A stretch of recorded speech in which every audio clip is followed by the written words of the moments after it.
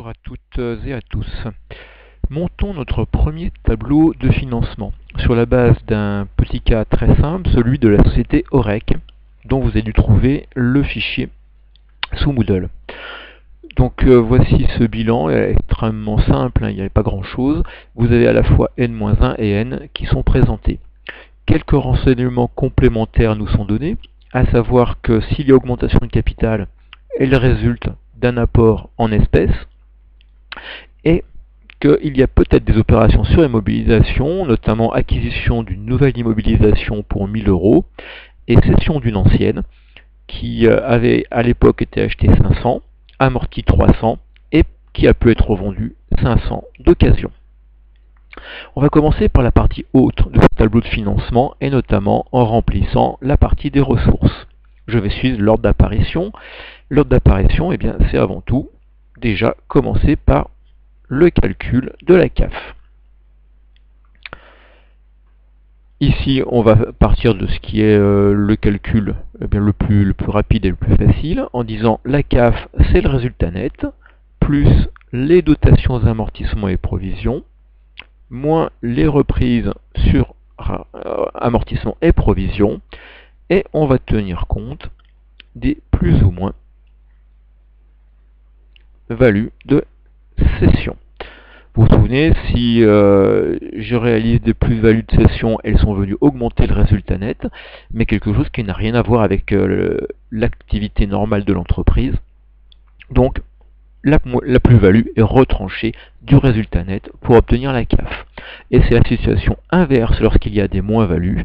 Une moins-value est venue diminuer, entre guillemets, artificiellement le résultat de l'entreprise. On va alors le réintégrer pour obtenir la CAF. Donc ici, notre entreprise, visiblement, n'a pas de résultat. C'est un cas un peu particulier. Rien n'apparaît à ce niveau-là dans le bilan. On est à résultat 0. Le point qui va être le plus délicat, c'est calculer la dotation aux amortissements. Les reprises vont faire partie du voyage. Donc ici, la dotation aux amortissements pour l'année N, je vais la calculer de la manière suivante. Je vais dire, tout d'abord, je prends le bilan des amortissements qui apparaît dans le bilan N.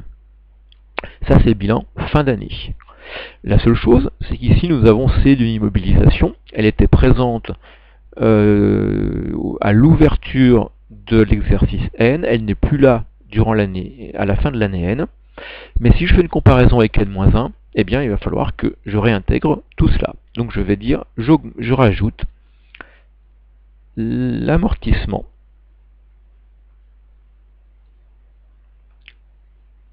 de ce qui était ma cession. Et comme ça, je me retrouve avec ce que devra être le montant total des amortissements au titre du bilan N.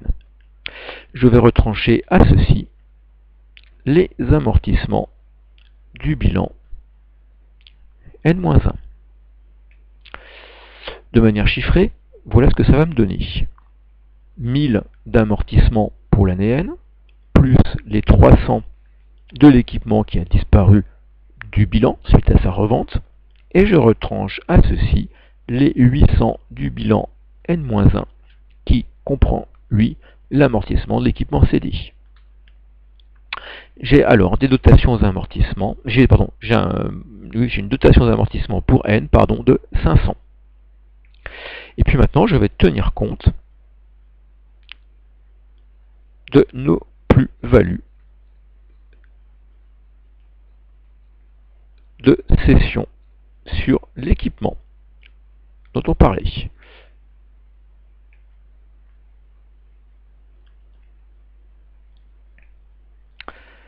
Alors pour faire ceci, je vais partir du prix de vente de cet équipement et auquel je vais retrancher la valeur nette de celui-ci. La valeur nette de celui-ci, c'est prendre le prix auquel on l'avait acheté, moins l'amortissement de notre équipement. Le prix de vente, il était vendu d'occasion 500. La valeur nette, nous l'avions acquis nous-mêmes 500, amorti pour 300. Il y a donc 300 de plus-values qui ont été réalisées. C'est une plus-value, donc je vais la faire précéder du signe moins, ce qui va me la retrancher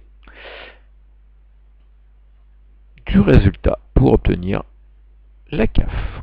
Et ici, j'ai donc une CAF de 200. Je vais m'empresser de la mettre dans mon tableau de financement. Ensuite, on va continuer à descendre dans nos ressources, compléter tout cela. Pas d'immobilisation corporelle, elles sont à 0. Incorporelles, pardon, elles sont à 0. Les immobilisations corporelles cédées, eh bien 500. Ce 500, c'est bien le prix auquel on a vendu d'occasion, c'est-à-dire la rentrée d'argent qu'on connaît. Les immobilisations financières, a priori pas de cession, on est à 0. Augmentation des capitaux propres, eh bien ça se fait par capital, on avait déjà eu une information. Nous étions à 2500 en N-1, on passe à 3000 en N, c'est-à-dire qu'ici, on a pour 500 d'augmentation de capital, je souligne bien en espèces, c'est-à-dire que le capital qui augmente n'est pas pris en compte dans notre tableau de financement si c'est une incorporation de réserve, qui n'amène pas de fonds, de ressources supplémentaires. Ça ne serait pas le cas si vous aviez un apport en nature. J'amène un équipement, j'ai la valeur de celui-ci qui augmente le capital, comme cela va augmenter derrière les immobilisations. Les deux parties du tableau, là, seraient concernées. Pas d'autres capitaux propres, visiblement pas de dette financière autre. Je peux calculer alors le total des nouvelles ressources durables. 1200 de ressources durables nouvelles. Maintenant, passons aux emplois. Pas d'information de distribution de dividendes. Au niveau des acquisitions d'immobilisation, pas d'incorporel en plus. Le corporel, par contre, oui, on a pour 1000 de nouvelles immobilisations. Pas d'immobilisation financière supplémentaire. Pas de traces de charges à répartir. Pas de réduction des capitaux propres. Et pas de remboursement de dette financière, puisqu'en N-1, il n'y avait pas de dette financière. On ne voit pas bien comment on pourrait rembourser quoi que ce soit. Ce qui nous fait alors de nouveaux emplois stables pour 1000, et avec 1000 de ressources supplémentaires, on voit ici qu'on a bien quelque chose qui est en augmentation au niveau du FRNG. Je vais donc le mettre sur la partie gauche du tableau. Je suis à 200 de variation du FRNG. Notre première partie du tableau est donc complétée par un constat de nouvelles ressources supplémentaires et de FRNG en augmentation. Maintenant, la partie 2 du tableau va nous dire comment ce FRNG a pu être utilisé, en commençant par l'exploitation. Ceci eh bien, va être alimenté de nouveau par nos deux bilans N-1 et N. Au niveau de l'exploitation, j'ai une première ligne qui est celle des stocks, et quand je me réfère au bilan, on voit que l'on passe de 1000 à 1300. J'ai donc visiblement des stocks en plus. Je le fais apparaître dans la colonne besoin. 300 de stocks supplémentaires.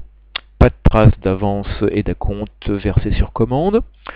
Par contre, au niveau des créances, nous étions à 700 en N-1 pour 800 en N. De nouveau, une augmentation. On va le faire porter par la colonne des besoins, 100 supplémentaires. Au total, pour l'instant, on est à 400 de suppléments. Quand on va sur les dettes d'exploitation, donc pas de traces d'avance et d'acompte reçu sur commande. Par contre, on voit que les dettes d'exploitation, c'est avant tout certainement du fournisseur qui passe de 1300 à 1600, donc une augmentation. Plus de dettes d'exploitation, c'est plus de dégagement de ressources. En fait, la différence entre nos deux montants, N moins N-1, 300 de dettes fournisseurs supplémentaires. Ici, on a fait le tour de ce qui touche à l'exploitation. Je peux donc calculer le solde, c'est-à-dire la variation du besoin en fonds de roulement d'exploitation. Dégagement moins besoin. Là, on a eu en fait un besoin supplémentaire à hauteur de 100. Vous le faites apparaître avec le signe moins dans le tableau, c'est un peu la particularité, mais c'est purement mathématique.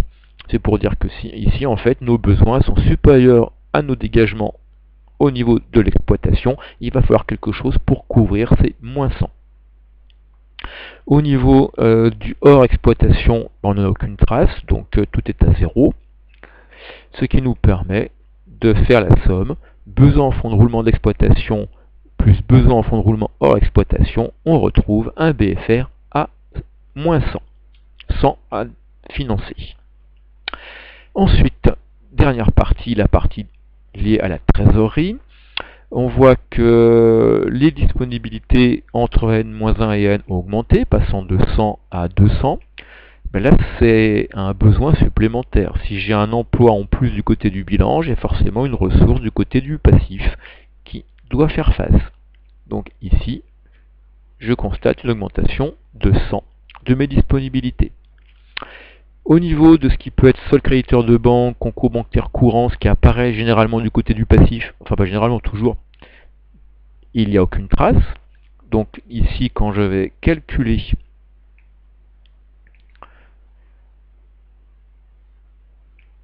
mon solde, c'est-à-dire la variation à la trésorerie nette, si je prends dégagement moins besoin, je suis à moins 100.